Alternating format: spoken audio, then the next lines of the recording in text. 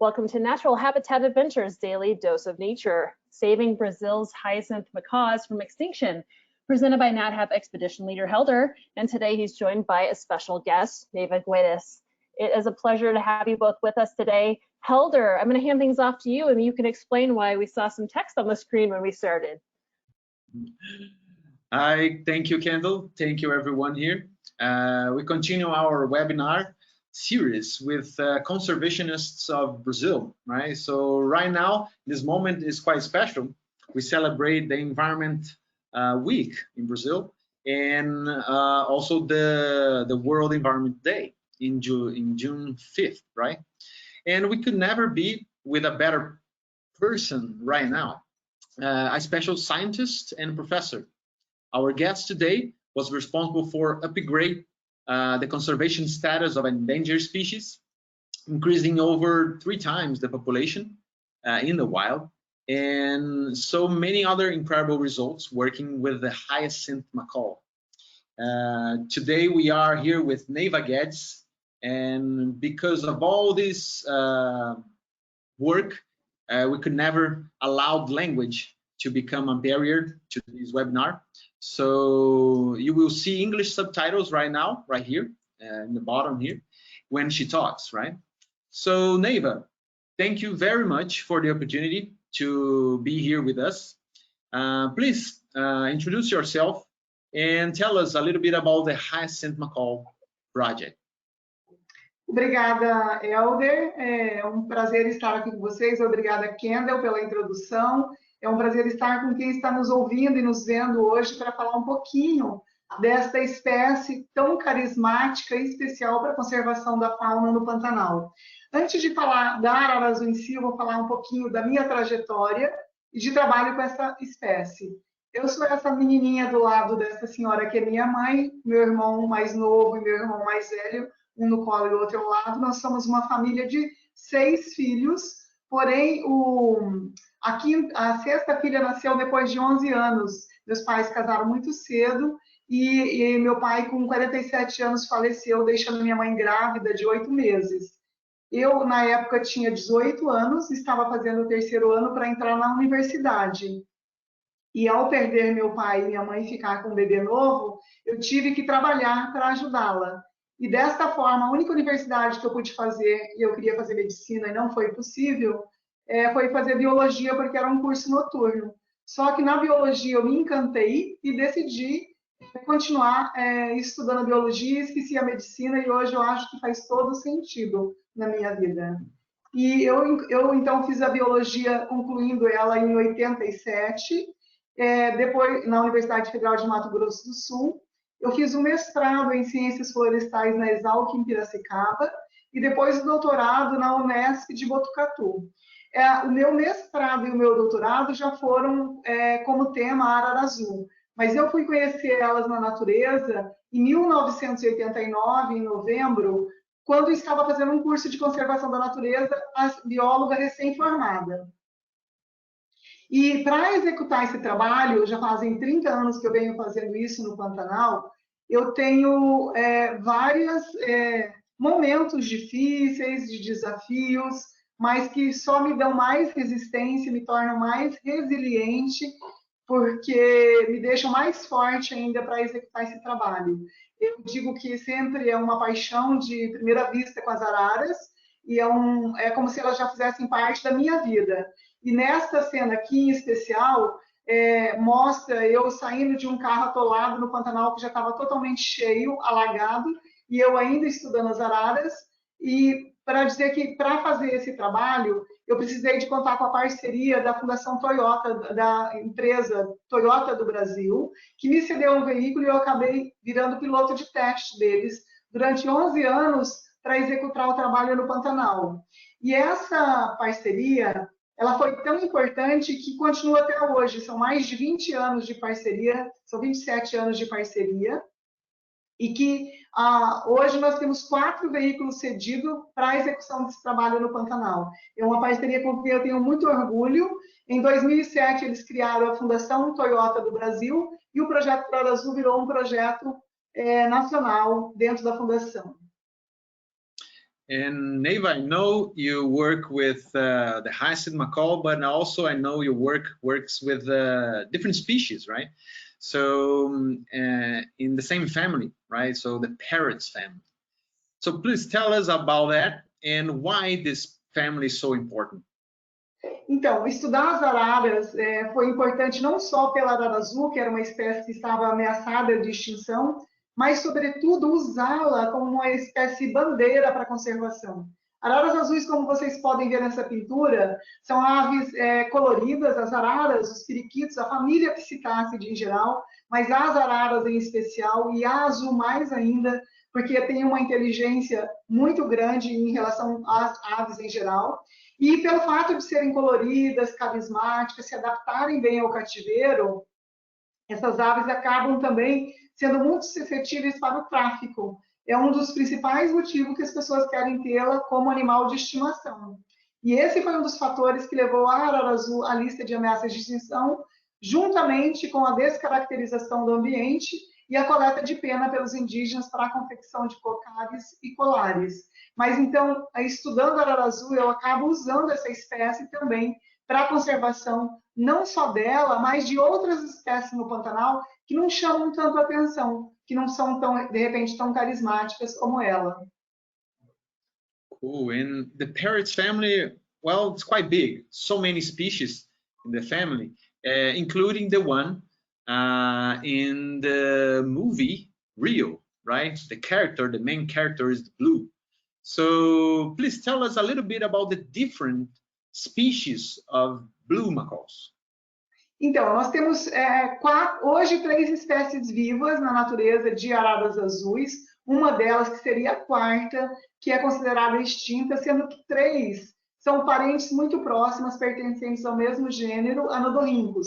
A primeira dela, bem à esquerda, é a arara azul grande, essa que tem uma faixa, apenas uma linha amarela entre a mandíbula e o bico, é a arara azul grande, que nós vamos conversar mais hoje. Depois, a prima mais próxima dela é a Anodorhynchus lear, que é endêmica do Brasil, só ocorre na região da Bahia. Tem em torno hoje de 1.200 indivíduos na natureza e temos um projeto também dela, do governo brasileiro e outras instituições associadas, estudando ela na natureza. E a mais famosa de todas, assim, a estrela, é a ararinha azul, a Phenopsita spix, que foi extinta na natureza na década de 2000, mas através de do governo brasileiro com outras instituições nacionais e internacionais, hoje existe um centro de reprodução no Brasil, exatamente na área onde ela é endêmica, que também é da Bahia, muito próxima dessa Anodorhynchus lear, na região de Curaçá, na Bahia, onde elas estão sendo reproduzidas em cativeiro para serem liberadas na natureza. E o Carlos Saldanha, que é o diretor do filme Rio, que é um brasileiro, ele usa, então, como exemplo a história da ararinha azul, mas ele faz uma mistura das duas espécies, sendo que a Jade é a ararinha azul e o Blue é a nossa arara azul grande. O Carlos Saldanha, inclusive, ele é um parceiro do nosso trabalho no Pantanal, ele já veio aqui, já conheceu e nos ajuda desde então, e usa também bastante informações do nosso trabalho para os filmes dele. Ajuda bastante os filmes com a divulgação, é bastante interessante. Mas então hoje a gente tem 3 espécies de araras azuis na natureza, sendo que 2 são endêmicas do Brasil, a Anodorhynchus lear e a Phenopsita spix, ararinha azul.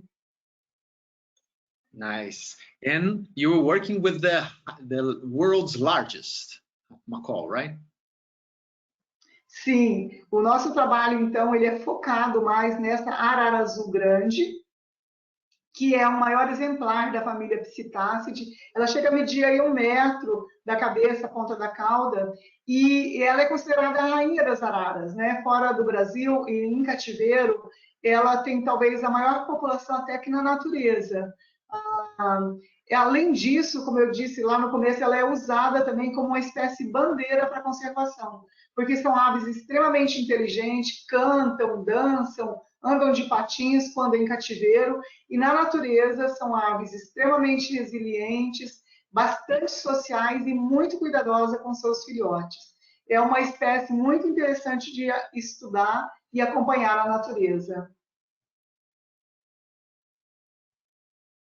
Yeah, and with the first time I was there with you, I remember the nest there you showed. So please tell us a little bit about that.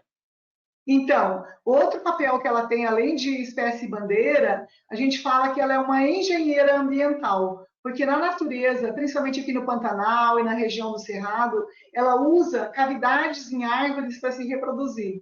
Só que ela não pega uma árvore sadia e faz um buraco do zero. Não, ela pega um pequeno buraco que foi feito por um psitacídeo, um outro ave menor, como um pica-pau, ou um que quebrou o galho, ou fungos ou bactérias deu origem a um pequeno buraco, ela tem a capacidade, com esse bico enorme que ela tem, de aumentar rapidamente, fazendo uma cavidade com mais ou menos 50 centímetros de DAP, onde vai caber ela lá dentro com o seu parceiro e depois os seus filhotes.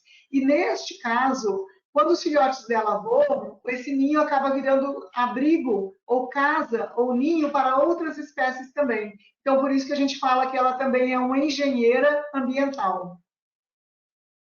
E além desse papel de engenheira ambiental, mais recentemente, até em 2019, nós publicamos um artigo junto com o professor José Telha, da Espanha, e os nossos colegas pesquisadores da Bolívia e da Bahia, com a arara azul de Lear, sobre o papel de dispersora de sementes que as araras azuis desempenham.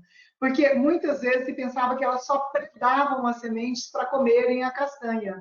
E aí foi comprovado neste estudo que mais que isso, elas também levam essas sementes até 1000 metros da planta-mãe, fazendo um papel de jardineira alada nas florestas. Então, elas têm uma importância crucial onde tem as araras para reflorestar, para recuperar e restaurar ambientes, com esse papel de dispersora longe da planta-mãe. É outro papel ecossistêmico importante que elas desenvolvem na natureza. Very nice. And just telling to the others, I think the translation is getting okay, but I'll tell her to go a little bit more slower. Então, Neiva, tá ótimo. A gente pode ir um pouquinho só mais devagar para a tradução está indo bem, mas só um pouquinho mais devagar. So let me see here in the beginning of the project, right? Tell us a little bit about the beginning and in this special place, Pantanal. Então, eu estava bióloga recém-formada e fazendo um curso de conservação da natureza por vários parques e reservas do Brasil, e o último deles foi no Pantanal, exatamente no Refúgio Ecológico Caimã, onde temos hoje uma base de pesquisa, e lá eu vi uma cena muito parecida com esta da foto, uma árvore com galhos secos, onde tinha umas 30 araras azuis pousadas, e o professor disse que elas estavam ameaçadas de extinção, e que poderiam desaparecer da natureza. Então, eu decido ali naquele momento fazer alguma coisa para que elas continuassem existindo e que outras pessoas pudessem ir ao Pantanal e vê-las ao vivo e em cores. That I just love that part of the story. And well, as Pantaneiro people, as Pantanal people have traditional dishes, unique traditional dishes, the Hyacinth Macaw also presents a unique diet, right? And so, yeah, please tell us about that. Então, o nosso trabalho, então, a partir de 1990, foi trabalhar no Pantanal. Essa parte em verde claro que vocês veem no mapa, é o Pantanal, é uma área de cerca de 240 mil quilômetros quadrados, que pega 2 estados no Brasil, Mato Grosso e Mato Grosso do Sul, e também um pedacinho da Bolívia e do Paraguai. Essa área é um dos biomas brasileiros mais preservados, onde você ainda pode encontrar com facilidade vários exemplares da nossa fauna ameaçados de extinção, como onça-pintada, tamanduá-bandeira, anta, catetos, queixadas, jacarés e arara azul. Continue with that in mind. I was just asking about the diet, right?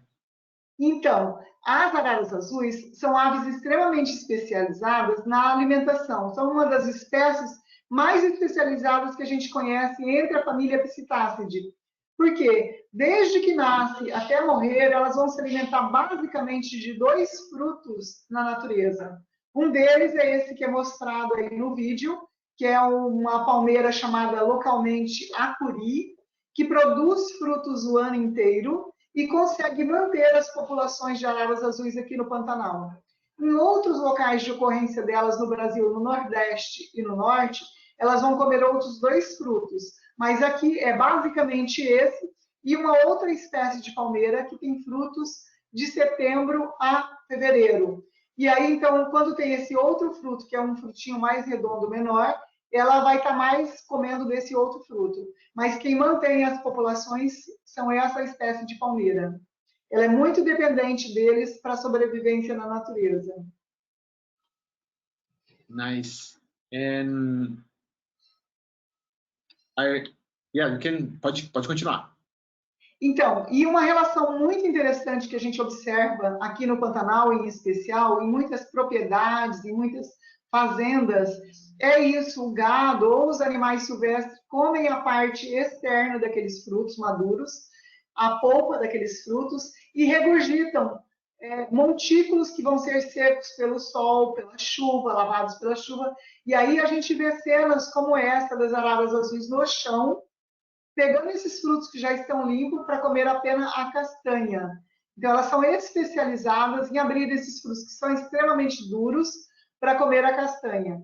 Mais 2 animais apenas, além delas, comem esses frutos, as castanhas desse fruto, que é a arara vermelha, mas ela come também outros frutos e sementes em geral, e a cutia, que rói também e come a castanha, mas a quantidade que a cutia come é muito pequena. Então, quem come mais são as araras, elas não têm muita concorrência para comer esses frutos. Well, I miss the Pantanal a lot, and I remember the first time I was with you in monitoring one of the work that Neva and her team does.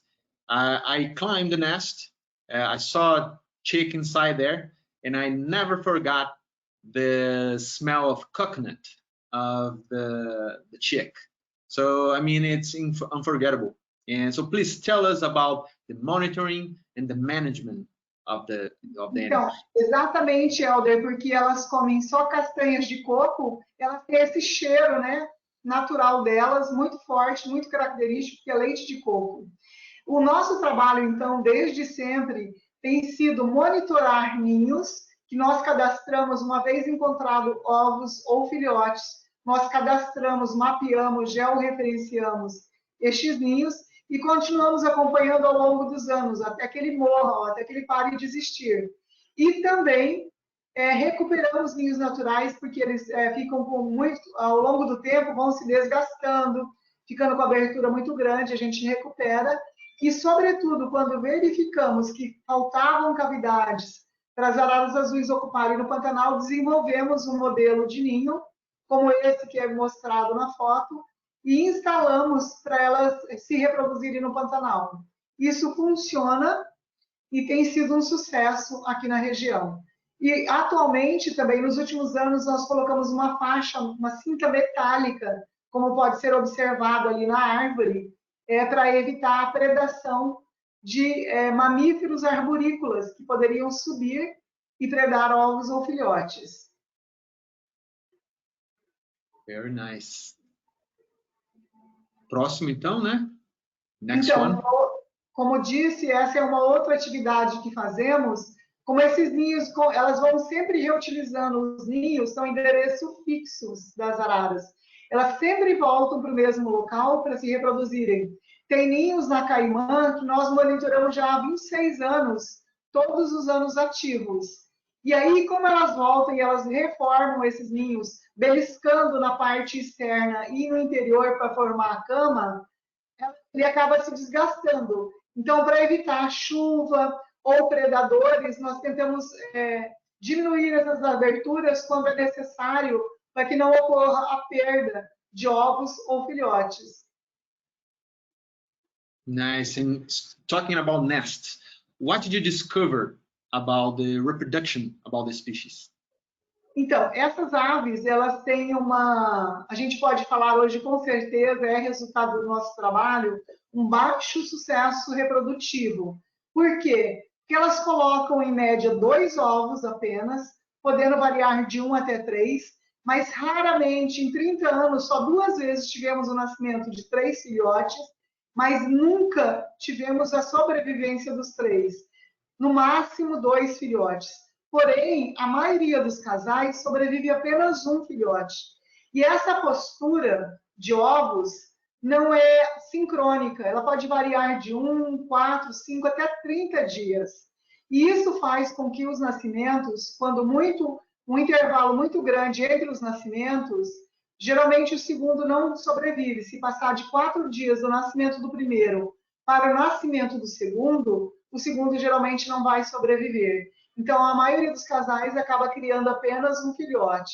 E elas vão passar em torno de 4 meses no período de reprodução, porque é de 28 a 30 dias incubando os ovos, e aí os filhotes, em média, 3 meses ou 109 dias, em que vão precisar delas, primeiro, manter a temperatura desses filhotes, porque eles não conseguem controlar a temperatura do corpo, e depois alimentar e cuidar até que eles estejam fortes e crescidos o suficiente para voar, que é mais ou menos com 109 dias, 107 dias que eles vão deixar os ninhos.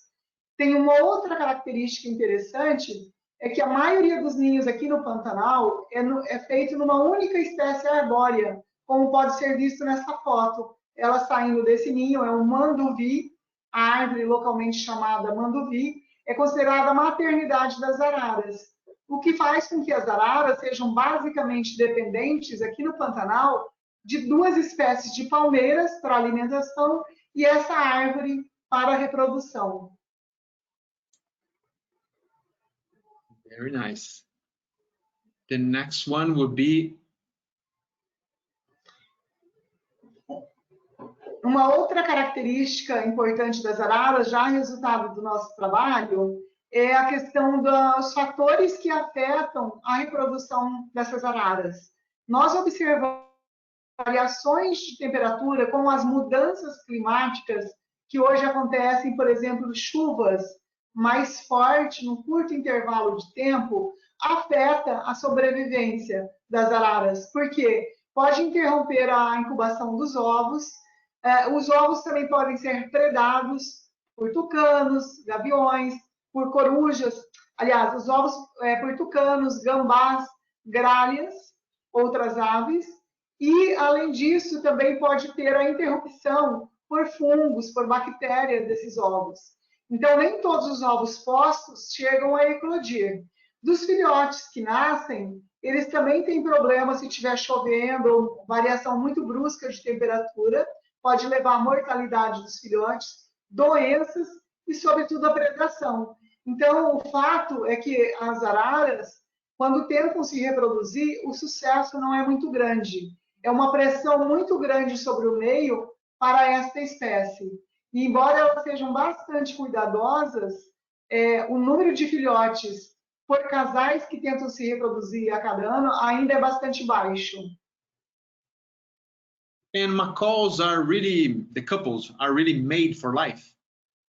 Sim, outra característica muito interessante das araras é essa formação do casal uma vez pareado. Eles vão ficar o tempo todo juntos até que um dos indivíduos morra. E eles vão estar sempre dividindo a tarefa de cuidado com os filhotes. A fêmea vai estar incubando.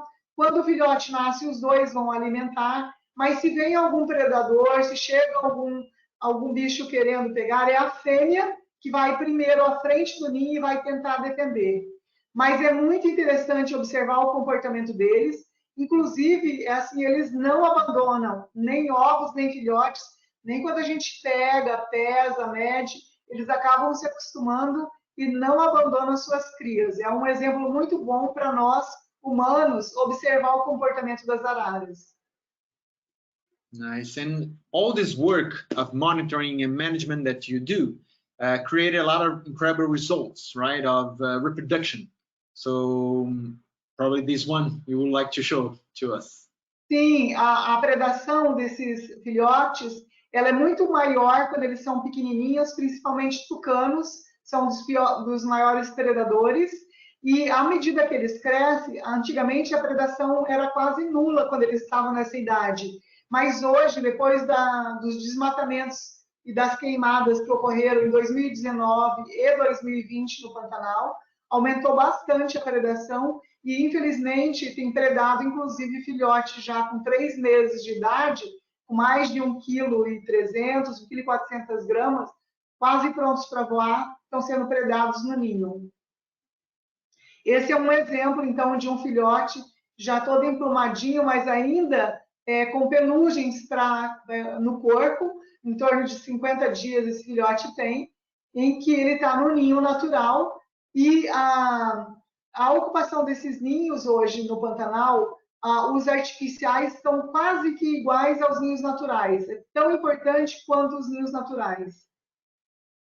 And among all the results, which result you would highlight? Então, só para você ter uma ideia, Helder, no ano de 2020, depois do segundo incêndio que a gente teve na região da Caimã, onde a gente tem um verdadeiro centro de reprodução acompanhando essa espécie, manejando, colocando ninhos artificiais, o ano passado tivemos 50 ninhos ativos pelas araras só na Caimã. E desses 50 ninhos ativos, metade era natural e metade era artificial. Ou seja, se a gente não tivesse colocado essas caixas, teria hoje menos de 15 filhotes voando dos ninhos da Caimã. Com os ninhos artificiais, a gente teve 38 filhotes voando no ano passado da Caimã, de mais de 110 ninhos monitorados.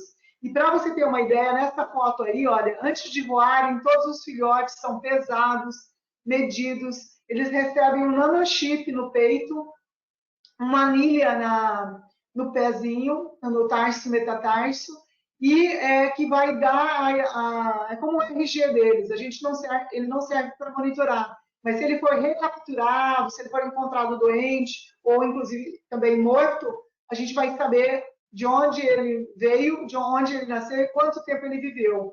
Nós não temos ainda um monitoramento satélite para essas araras. Esse marcador é só mesmo como um RG para eles. Aqui é uma parte da equipe fazendo então a biometria dos filhotes. And now you're going to show a little bit about the results you had in the reproductive success. Então, todo este trabalho, Helder, ele tem feito assim, a curva de sobrevivência das araras é como no gráfico superior, ele é uma curva decrescente. Se você tiver 100 casais de araras se reproduzindo, em torno de 80%, 85% podem ter ovos. Porém, menos da metade deles vão ter sucesso com esses ovos eclodindo. E dos ovos que eclodem, que não são predados ou que não são interrompidos, você ainda tem perda de filhotes recém-nascidos e aqueles que vão morrer ou vão ser predados antes de voarem. Então, aí, se 100 casais tentam reproduzir, você tem menos de 30 sobrevivendo os filhotes. Com esse trabalho todo que a gente tem feito de instalação de caixas, manejo de ninhos naturais, nós conseguimos inverter essa curva de sobrevivência. E estamos aumentando o sucesso reprodutivo, como mostrado nesse gráfico, numa curva ligeiramente ascendente, aumentando cerca de 4% dos adultos que chegam a se reproduzir. A vida na natureza é realmente difícil para as araras que são tão especializadas no seu habitat, comendo basicamente 2 frutos e dependendo de uma árvore para se reproduzir, você ter mais 4, além do natural, além do normal, entrando na população é um sucesso muito grande. Então, um dos resultados positivos desse nosso trabalho é isso, que a gente não só conseguiu aumentar, mas expandir também o grupo das araras aqui no Pantanal. For them, it's hard to find a nest, right? E esse aumento é interessante e importante porque a gente vê disputa de ninhos, não só entre aras azuis, como nessa foto, a gente tem 2 casais disputando um ninho artificial, mas essa disputa ocorre também com outras espécies, que acabam sendo também motivos do nosso estudo, do nosso trabalho, porque no mesmo período que as araras vão se reproduzir, tem várias outras espécies que vão tentar se reproduzir também.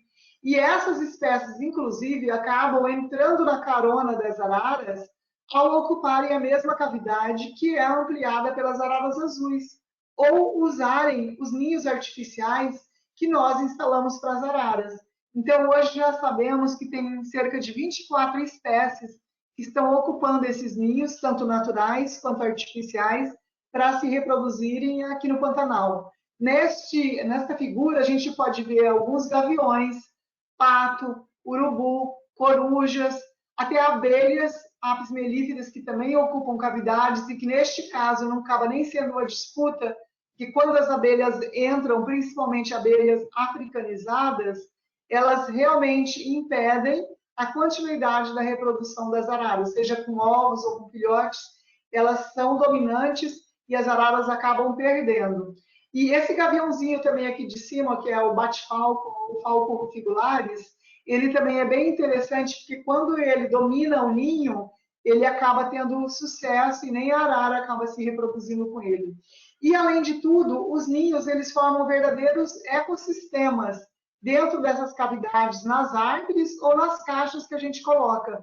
Porque na base, na cama desses ninhos, como você pode ver ali na cama do pato, fica uma comunidade imensa de insetos, são mais de 100 insetos da entomofauna interagindo ali dentro, e no topo do ninho, geralmente tem os morcegos, são cerca de 8 espécies de morcegos, insetívoros, piscívoros, frugívoros, e alguns hematófagos, temos 2 espécies aqui no Pantanal, uma delas até que suga o sangue de aves, mas geralmente vão comer fora dos ninhos. Só 2 vezes aqui a gente registrou morcego se alimentando em filhote de arara azul, mas não levou à morte do indivíduo, e também depois de um filhote de tucano. Mas é bem interessante o estudo com essas outras espécies.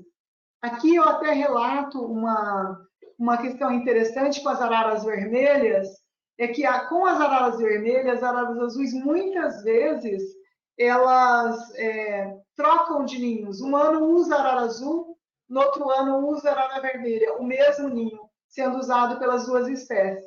É claro que essa troca não é tão harmônica.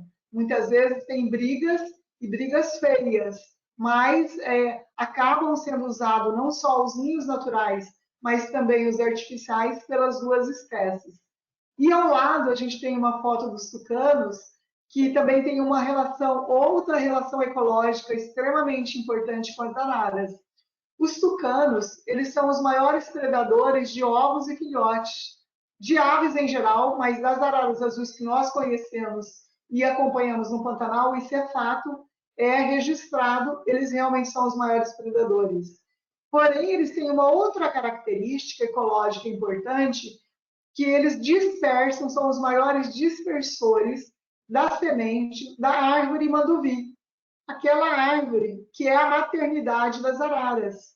Então, eles acabam sendo benéficos nesse ponto, porque estão, ao mesmo tempo, levando e semeando os frutos das árvores que futuramente elas vão usar como ninho. Mas, ao mesmo tempo, eles também se alimentam de ovos e filhotes. Então, isso é só uma das relações, né, que a gente mostra de interações entre as araras e outras espécies aqui no nosso Pantanal, realizado com os nossos estudos ao longo desses anos. Well, you have discovered so many things, and the project have grown a lot with different studies and also expanding to other areas, right? So tell us about that. Sim, nós temos trabalhado não só aqui no Pantanal de Mato Grosso do Sul, mas também no Pantanal de Mato Grosso. São cerca de 54 fazendas onde temos ninhos cadastrados e monitorados. Monitoramos cerca de 250 ninhos por ano. E nessa foto nós mostramos porque temos outros pesquisadores que acabam se associando ao nosso trabalho para fazerem outros estudos, por exemplo, na área de genética, na parte de comportamento, na parte de insetos, na parte de sanidade dessas aves. Então, ao longo desses 30 anos, foram diversos trabalhos publicados, entre dissertações de mestrado, teses de doutorados, artigos publicados, capítulos de livros e livros, contando um pouco desse trabalho que é realizado aqui no Pantanal. Vários estudos foram produzidos, inclusive vídeos e filmes, também para várias empresas de televisão e vídeos mundo afora. Nice. Well, education and tourism are quite integrated to your work, right? Sim, só para você mostrar, então, só para mostrar aqui rapidamente a expansão do nosso trabalho, onde a gente tem atuado, esse é o mapa do Brasil, em vermelho se destacando o Pantanal, e aqui no verdinho mais claro, o Pantanal. Então, nós atuamos no Mato Grosso do Sul e no Mato Grosso, os pontinhos em azul são ninhos naturais, e os em vermelho são ninhos artificiais. E mostrando a expansão da população que já está se reproduzindo também fora do Pantanal. A gente já tem ninho hoje cadastrado a cerca de 250 quilômetros do Pantanal. E nós, ao longo desses anos, até para ter continuidade da pesquisa e conseguir recursos para continuar trabalhando, usamos o turismo de observações, onde as pessoas são convidadas e são sempre bem-vindas a conhecer o nosso trabalho com a nossa equipe no Pantanal. Então, na Caimã, por exemplo, os hóspedes podem acompanhar o nosso trabalho por uma manhã, uma tarde ou um dia inteiro, acompanhando com a equipe de pesquisadores esse trabalho que a gente realiza de monitoramento, de manejo, de instalação de ninhos, de marcação dos filhotes. E isso acaba, então, gerando doações para a continuidade do trabalho. Para nós, é uma ferramenta importante, não só de captação de recursos, mas também de divulgação e de educação ambiental. Que nós fazemos, que nós fazemos, inclusive, com as crianças, não só no Pantanal, neste caso são crianças do Pantanal, mas fazemos com as crianças também da cidade, com escolas, com universitários, com os moradores. Com isso, ao longo desses 30 anos, nós conseguimos enganjar toda a população, a comunidade de pessoas, os trabalhadores do Pantanal, os proprietários, para que entendam a história de vida das araras, as lutas que ela enfrenta para sobreviver, e dessa forma ajudar não só as araras, mas também os urubus, os tucanos, os gaviões, as corujas, a biodiversidade no Pantanal. É bem interessante esse trabalho também. Well, all because of that work and dedication, the project have become a reference in conservation, right? Sim, esse inclusive é uma foto onde eu recebo uma comenda do príncipe Bernard, infelizmente já falecido. Ele fazia uma referência especial às pessoas que destacavam em conservação. Eu sou a única brasileira a ter recebido essa comenda. Houveram mais 3 brasileiros que também receberam, mas eu sou a única mulher. E é uma deferência pelo trabalho realizado. Na realidade, esse trabalho acabou virando uma referência não só nacional, mas também internacional. Inclusive, o ano passado, nós tivemos a surpresa grata de ser retratada pelo Maurício de Souza Produções, que produz muito material gibizinhos, né, para crianças e adolescentes, e tudo isso gera muita divulgação. Também fui uma das pessoas escolhidas para representar as mulheres na conservação, pessoas que dedicam a vida para a conservação de alguma espécie, e que isso saiu matérias na National Geographic, na Spotify, no Ciclo Ribeiro, na Fundação Toyota, acaba gerando bastante divulgação e informação para outros públicos que geralmente a gente não atingiria. It's so nice to see a lot of women on that position, researching. It's great. Well, we are getting kind of close to the end of the webinar. So please tell us like a summary of the results of the last 30 years. Então, com esse trabalho todo ao longo dos anos, a gente tem conseguido estudar, ampliar esse estudo para as outras áreas, para outros países. Treinamos biólogos de outros países, não só do Brasil, de outros estados também. Com isso tudo, diminuiu o tráfico das araras, que foi um dos fatores que levou ela à ameaça. Também a criação de novas técnicas, a conservação e a manutenção dos serviços ecossistêmicos, a conservação da biodiversidade em geral, e também a cultura, a ciência cidadã, a criação dessa espécie como uma bandeira para a conservação, e gerando, inclusive, leis que favorecem não só as araras azuis, mas toda a biodiversidade. É um projeto, com certeza, que tem sido uma referência, mas que traz novos desafios. Yeah, and a lot of challenges, especially in the last 2 years, right?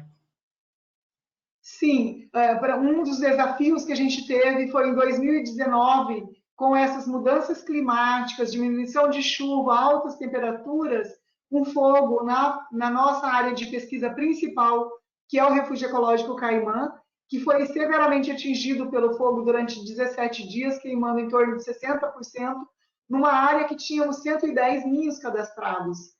E a queima foi tão grande, principalmente foi muito duro, porque perdeu ovos, perdeu filhotes e perdeu ninhos, que são usados por muitos anos pela espécie. Aqui mostrando o quanto foi duro essa queimada, com as palmeiras que servem de alimentação e também aos ninhos, afetando muito as araras e levando à morte daqueles filhotes que já tinham nascido por escassez de alimento e também criando lesões, criando algumas feridas na pele, mesmo naqueles que nasceram depois do fogo. Entretanto, a gente conseguiu trabalhar e manejar com muita intensidade, aumentamos muito os nossos esforços para colocar novos ninhos, para recuperar ninhos naturais, e com isso as araras conseguiram ter um sucesso semelhante a 2 anos anteriores a esse incêndio no Pantanal. Porém, o ano passado, o fogo nos surpreendeu novamente numa outra área, no Pantanal de Mato Grosso, onde as araras se encontram em grupos grandes para dormirem. Lá já foram contadas até 1.000 araras juntas num dormitório. E nessa área, em julho do ano passado, o fogo queimou durante 22 dias 92% dessa área.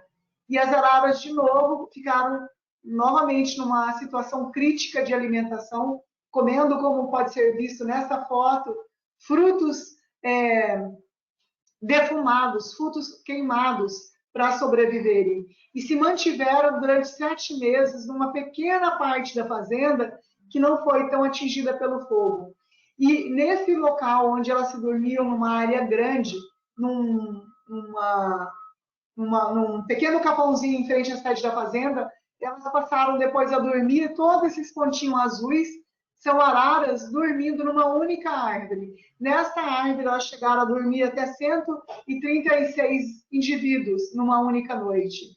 E com a escassez de alimento que se prolongou depois dos incêndios em julho do ano passado, agora elas deram uma dispersada dessa área e só 1/3 das araras que estão nessa área neste momento.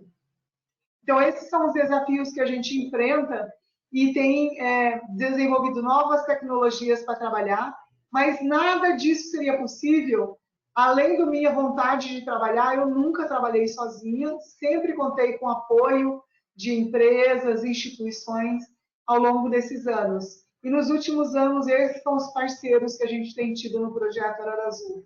Então, eu gostaria muito de agradecer e para ter a oportunidade de interagir com as pessoas que estão nos ouvindo, eu agradeço muito a sua oportunidade de nos deixar falar um pouquinho do trabalho com essas araras, e aí você fica à vontade para dar continuidade com as questões dos ouvintes que estiverem participando desta webinar. So thank you very much, Neiva. I'll pass to Kendall. Since I don't see the questions, she can help with us. Okay, great. Yeah, we've got some good questions for you. And we'll take questions for the next 10 minutes or so. And I just want to remind everyone who's watching, if you have a question today, you can submit that in your control panel under the questions field. And of course, Helder is going to help me out with translations here. Okay, we had a lot of questions about the nests. So I'm going to start with this one. One person observed that they're placed very high, and they're wondering if artificial nests are placed any lower, or if you can just talk about the placement in general. Sure. I'll tell her that I'll translate. Neiva, então eu vou traduzir para você. Okay. A pergunta é sobre o ninho. Ela perguntou que é muito alto o ninho numa figura. Fala um pouquinho sobre como vocês escolhem a altura ou algo do tipo para instalar o ninho. Então, essa altura dos ninhos, ela é baseada na média dos ninhos naturais. Então, quando a gente começou a instalar os primeiros ninhos artificiais, primeiro a construção do ninho, ele obedece o tamanho da Fala só medida. pouquinho mais lento. Tá, ele obedece o tamanho da medida das cavidades internas, da média das cavidades, do interior dos ninhos naturais. E a altura também, a gente segue a altura média dos ninhos naturais, que é 8 a 10 metros de altura. Por isso que eles são tão altos. All right. And the next question is, this came in a couple times. Can you put multiple artificial nests together in the same tree, or do you need to space them out? Ok. Você precisa colocar ninhos artificiais, né, múltiplos, numa mesma árvore? Isso é possível? Ou você precisa distanciar muito grande? Então, nós colocamos apenas um ninho em cada árvore, porque para não dar muito conflito entre as espécies.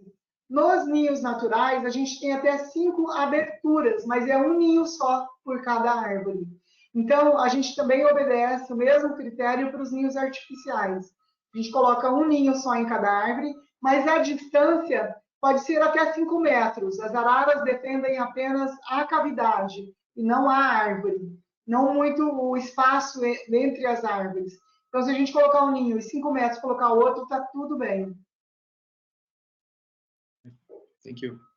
And the next question is about the eggs and chicks, and someone's just wondering what other animals may come in and threaten them. Perguntou que outros animais predam, né, os ovos e os ninhos, os filhotes. Os ovos são predados por gralhas, por gambás, jaguatiricas também, já pegamos jaguatirica predando ovos, e macacos. Um minuto. The translation was not good, so jays and ocelots, pode continuar. Então, foi gralha, gambás, macacos, jaguatiricas e além dos tucanos, que são os principais. Aí os filhotes são predados por tucanos, por gaviões, por corujas e por pequenos mamíferos, como iraras, jaguatiricas. So I saw the translation was not so good for the species names. So she said about the ocelots, jays, many other birds like hawks, but also taira, which is a very interesting Mustelide species of the family, Mustelide. So there's a lot of species, other small cats as well, wild cats. So there's a lot of predators for that species. And just a few general questions about size and weight. So people are wondering how much an adult weighs and how long they typically live and what's their breeding age. Então, perguntas clássicas, né? O tamanho, o peso e quanto eles vivem, né? E o período realmente que eles começam a se reproduzir. Então, o problema do tamanho e do peso é que a gente usa muito em português e não sei se em inglês como vai ficar a tradução. Porque elas pesam, os adultos, em média, 1 quilo, 1,3 kg, no máximo 1,4 kg. E medem... 3 pounds, a little bit more than 3 pounds. E medem em torno de 1 metro de comprimento da cabeça até a cauda. So a little bit more than 3 feet long. E 1,20 metro de asa a asa. And also almost 3 feet of wingspan. E elas vivem em cativeiro, que a gente tem informações, existe um trabalho publicado com vários criadores e zoológicos do mundo inteiro, e elas vivem, em média, 55, 60 anos em cativeiro. Na natureza, estimamos 35, 40 anos. São aves que vivem bastante. So also the same thing happened there with the number how long they live. In the wild, 35 years old, but they can live 50, 60 years old in captivity. So that's how long they can live in captivity. Okay. And I think we'll take one more question because we're getting close to the top of the hour here. This one says, can we find out the 2 fruits they eat and also explain the process of their diet? Can you clarify, did she say that they eat what the cows don't digest? Eles perguntaram sobre as 2 espécies, né? Então, quais são essas 2 espécies de sementes, né? De castanhas que elas comem, né? E como que é realmente esse processo que está relacionado com o boi? Então, essas araras, elas são extremamente especializadas em 2 castanhas. Até estou voltando o slide aqui para falar novamente. É o acuri, que é uma palmeira chamada, essa daqui, ó, que ela está carregando no bico, ou aqui, ó, o acuri, que é uma palmeira Esqueleia faleata, que produz frutos o ano inteiro. E o pico de produção dela é no período de seca, justamente quando as araras estão se reproduzindo. Essa é a planta que mantém realmente as araras azuis. Porque, para variar desta planta, elas vão comer bocaiúva, que é uma outra palmeira, o fruto um pouquinho menor e redondo, mas que só produz frutos de setembro a fevereiro. Então, aqui no Pantanal, na região do entorno aqui do Cerrado, elas basicamente comem esses 2 frutos. A castanha apenas. E essa relação com o gado, né? Sim, então, é porque o gado e os animais silvestres, como antas, catetos, queixadas, comem a parte externa desses frutos, que é a polpa. E elas são especializadas em abrir esses frutos, que são extremamente duros, mas elas têm um bico muito potente para comer a castanha. Somente araras vermelhas e cutia conseguem comer as castanhas, como elas. Porém, as cutias comem muito pouco e as vermelhas comem outros frutos também. É só na falta de outros frutos que vão comer a curi, porque para abrir ele é muito duro. Então, elas acabam não tendo muita competição, mas elas seguem o gado, porque ele vai facilitar o trabalho dela, limpando, comendo a polpa. Deixa para ela mais fácil só para quebrar e comer a castanha. Okay, great. Well, I'm going to call it there with questions. Thank you, Neva and Helder, so much for being here today.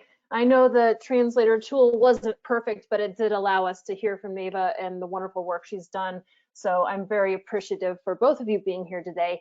I'm going to hand it back over to both of you for closing comments. And Helder, can you toss it to Neva for me? Yeah, thank you very much, Neva. Thank you very much, Kendall, and everyone here. I hope you have enjoyed the presentation here. And Neva, então, muito obrigado. Ela também agradeceu. E se você puder dar oi, então, agradeço. Muito obrigada. Obrigada, Helder, Kendall, a Natural Habitat, pela oportunidade de falar com esse público e convidá-los para virem conhecer as araras no Pantanal. Porque não só araras, mas vão conhecer várias outras espécies, mas essa em especial é emblemática, é carismática e adora se mostrar e pousar para as fotos, então que venham conhecê-las no Pantanal e também é o nosso trabalho. Muito obrigada pela oportunidade. Thank you. All right, well, thanks again, you two, and my thanks as well to everyone who tuned in today. Be sure to join us tomorrow for our next Daily Dose of Nature. You can check out this week's lineup, including registration links, on our website at nathap.com/webinars. We did record today's presentation, and we'll have the replay available on our website soon. And also, please note that if you're interested in possibly traveling to Brazil soon, you can check out our website, nathap.com, or give us a call at 1-800-543-8917. And with that, I'll conclude the webinar. Goodbye, everybody.